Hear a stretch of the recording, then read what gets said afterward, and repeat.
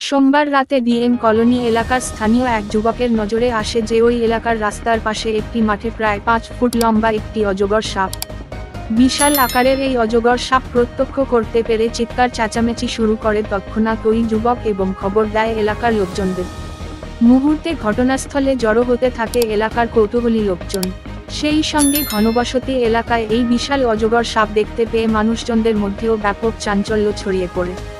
অন্যদিকে এই ঘটনার খবর যায় তেলিয়ামুড়া বন দপ্তরের কর্মীদের নিকট।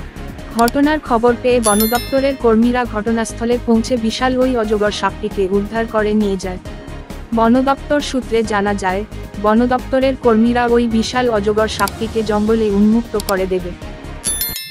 এনে আমরা কিছুক্ষণ ধরে আমরা বাড়ি শুনছিলাম আর কি, ওই এনে আমরা বাইরে আমরা ফারাক তো বাইরে বলে দেখছে হঠাৎ করে একটা অজগর সাপ।